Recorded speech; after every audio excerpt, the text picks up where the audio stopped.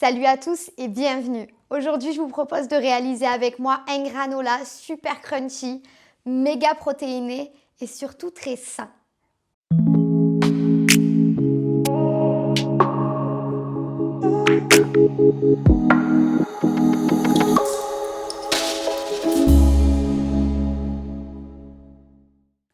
Nouvelle semaine qui s'achève, nouvelle vidéo de recettes, toujours dans le fait maison plutôt que d'aller l'acheter au supermarché.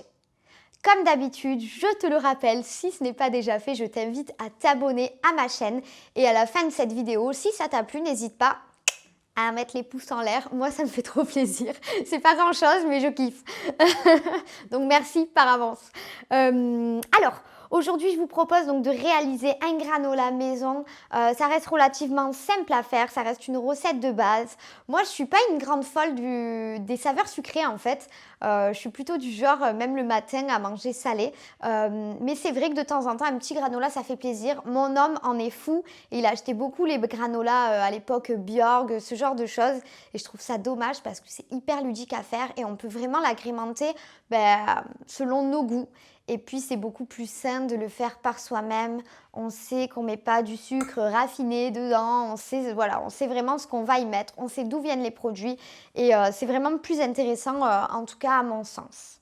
Pour ce super granola crunchy, on va avoir besoin de quelques gouttes d'extrait de vanille, de 80 ml de sirop d'érable et de 30 g d'huile de tournesol.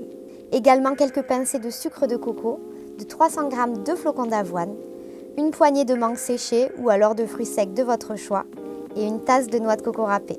Une demi-cuillère à café de sel fin, 2 cuillères à café de cannelle et 1 cuillère à café de gingembre. Et pour finir, les oléagineux. J'ai utilisé 75 g de mon mélange de graines de tournesol, de courge et de lin, 75 g d'amandes effilées, 60 g d'amandes normales et 75 g de noix de pécan.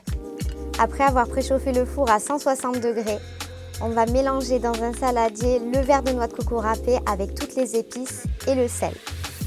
Puis on ajoute les 300 g de flocons d'avoine et on mélange à nouveau. Et après, on va directement concasser grossièrement nos oléagineux, donc toutes nos noix de pécan, nos amandes, et les ajouter au saladier de flocons d'avoine et d'épices.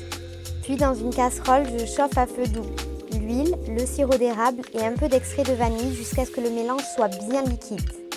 À ce moment-là seulement, je retire du feu pour verser ce doux mélange sur les flocons d'avoine et je mélange directement à l'aide d'une spatule en bois.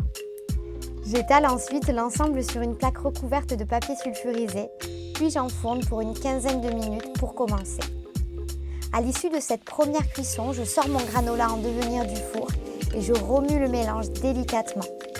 Puis j'enfourne de nouveau, toujours à 160 degrés, en retournant le mélange toutes les 10 minutes afin qu'il cuise uniformément. Normalement, au bout de 30 à 40 minutes de cuisson, vous pouvez le sortir du four. Le mélange doit avoir une belle couleur caramel sans être brûlé. Laissez le granola complètement refroidir avant de le mettre dans un pot hermétique. Il se mariera super bien avec un bon lait d'amande maison. Je vous mets le lien cliquable pour pouvoir réaliser votre lait d'amande et avoir un petit déj 100% homemade.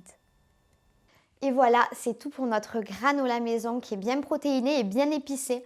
On sent un bon goût de cannelle. Alors là, comme vous voyez, nous on est plutôt sur la fin du bocal parce qu'entre le moment où j'ai filmé la vidéo et le moment où je vous parle actuellement, il s'est passé 5-6 jours.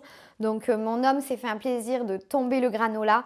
Mais en tout cas, si je devais vous donner un conseil, c'est de vraiment attendre que le granola est refroidi avant de le mettre dans un bocal. C'est justement cette étape du refroidissement, elle est importante parce que c'est là où tous les sucres, donc le sirop d'érable notamment, il va vraiment sécher, figer en tout cas, et s'accrocher aux autres aliments et c'est ce qui va donner ce côté crunchy. Donc n'oubliez pas cette étape si vous voulez vraiment que ça croustille. Sinon, moi j'aime bien mettre des mangues séchées au dernier moment en fait.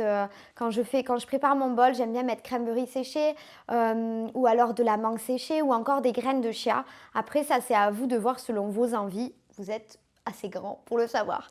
N'hésitez pas bien entendu à prendre du lait végétal que vous aurez fait vous-même.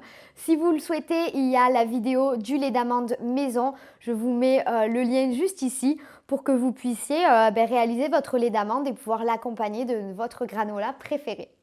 J'espère que cette vidéo vous a plu. N'hésitez pas à me faire des retours, à me dire en commentaire si vous avez réalisé cette recette ou peut-être si vous en connaissez une autre, si vous préférez une autre. Moi, c'est avec plaisir. Je serai ravie d'apprendre également de vous.